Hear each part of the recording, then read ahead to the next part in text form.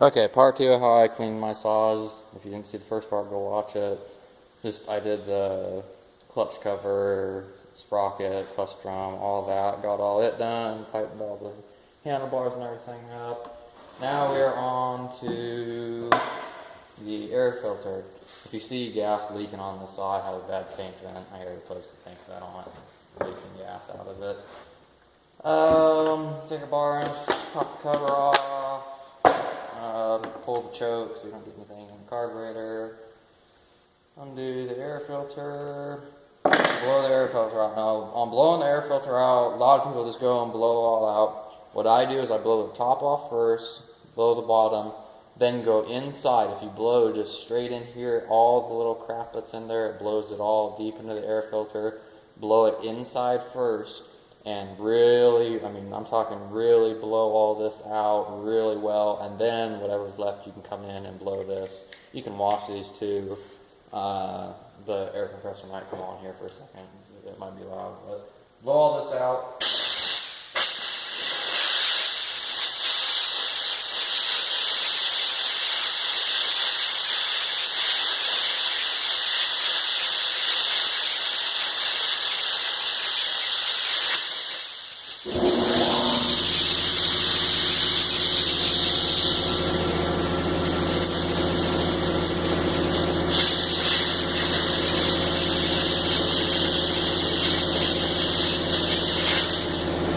Really blow that out, that's really important.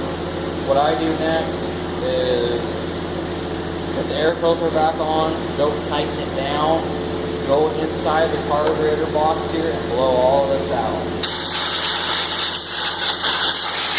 Blow up here around the spark plug and everything.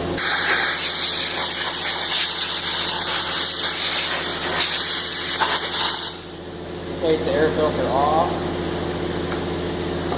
And then that's all nice and clean and everything, all good to go. Put the air filter back on.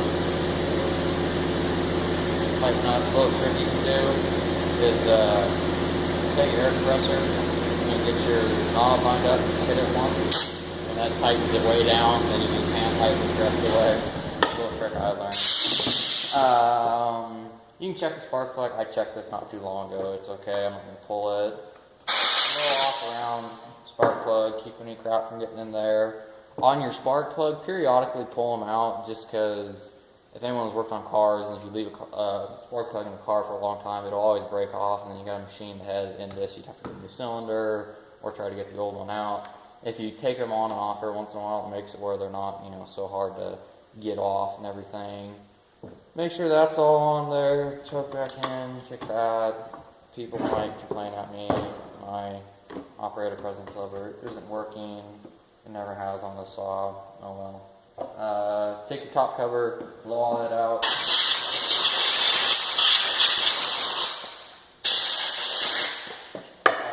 I really like to go through the parts cleaner on this. I'm not just because I did before. I really like my covers to be clean. I like it inside, outside to be nice and clean.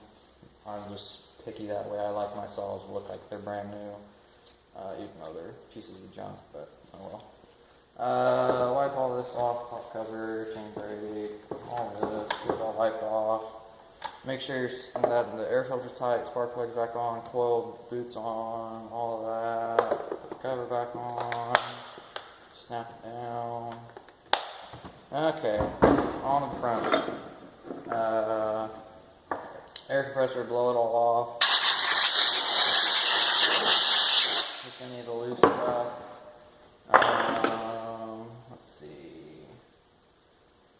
Get the Phillips head. Take the recoil off.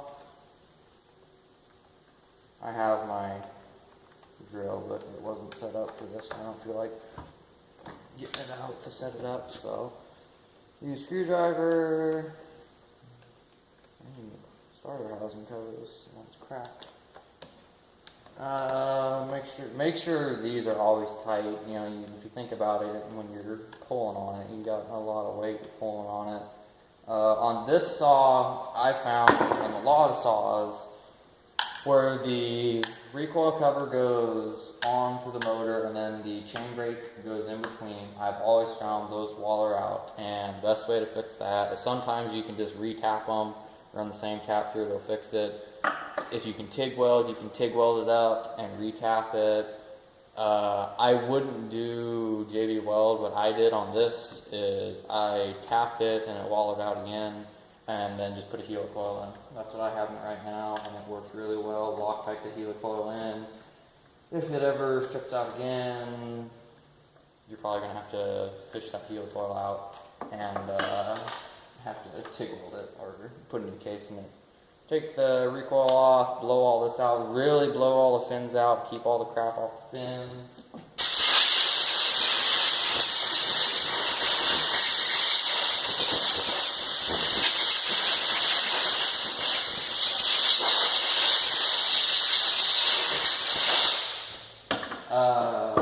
Brake clean works really good on that. Make sure the center screw here is tight, that's getting tight. Make sure all your wires are in good. What I like to do is on my wires from the coil and my spark plug, take a little bit of super glue them in there. Liquid plastic works really good. Just dab a little bit, like, you know, spot here, spot here, spot here, and then one or two on the coil wire. That works really well. Make sure your coil is tight. Make sure it's good and tight. If they loosen up, they will suck up in the flywheel and it'll act like your saw is locked up, which it's not. That's how to do that, and I've messed with them for a long time before I could figure out what it was. Blow all the inside out around the coil and everything.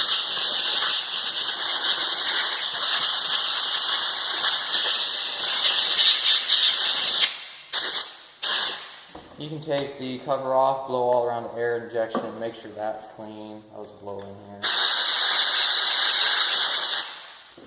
Make sure your little fingers on the flywheel are tight. Do not break the flywheel. If your flywheel is loose, tighten it, obviously. Tighten the one spring here. And then we'll do that later. That's all good to go. Make sure your recoil is good. This one's a little stiff. I need to get a new rotor for it. Put that back on. Make sure it's good to go.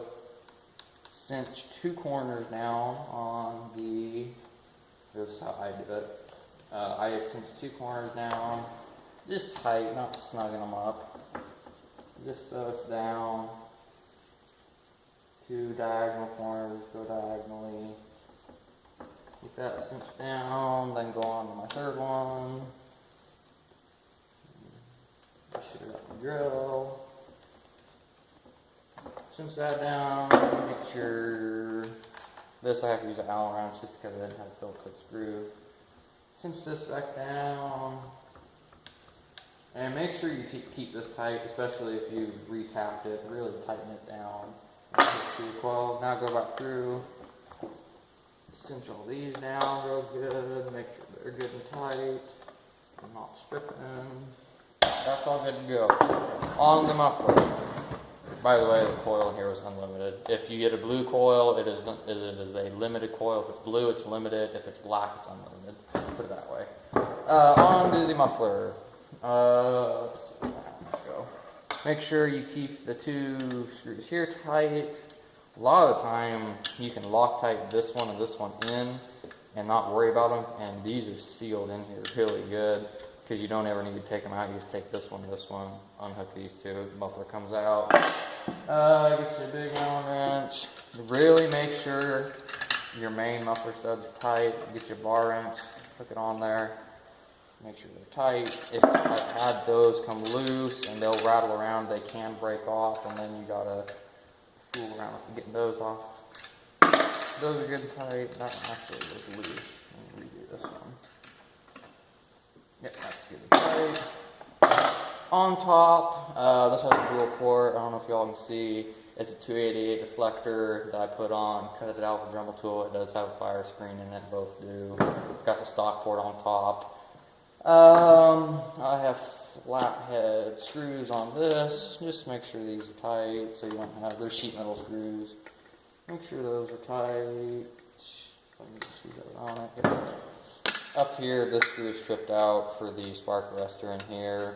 Periodically clean your spark arresters, keep them clean. Periodically paint your muffler. I painted this one a couple times, get some heat resistant paint, makes them look a lot better and keeps them from rusting all pieces. If you use regular paint, it burns the paint off. But that is basically how I do mine. That's all done. I will start this up to make sure it oils, and then all I do is throw the bar and chain back on and make sure it oils on the bar chain and you're good to go. We'll start it up to make sure this is good. One thing you can do also is take your bar wrench, put it on your decompression valve, make sure it's tight. I've done this before, you don't have to do it all the time, but we're going to start this up.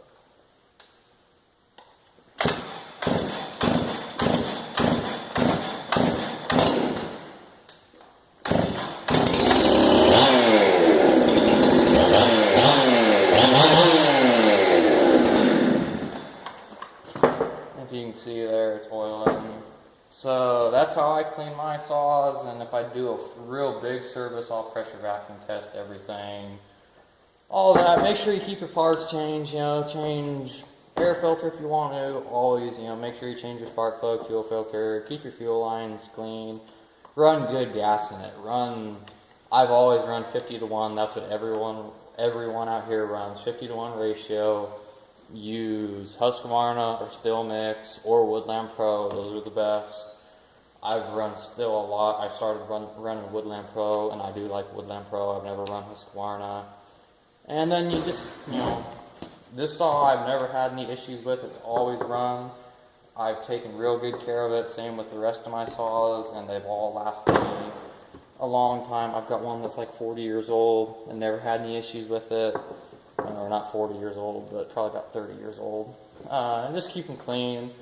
Electronics, make sure you keep your kill switch good. But that's what I do with mine, and I've never had any issues with mine. It runs real good and everything, and you can kind of see my setup here. I'm not a professional saw shop, but I like to do my own, and I have 4 of my own, and then do some for our farm, and do some for other people, and grind chains, and you can see I've got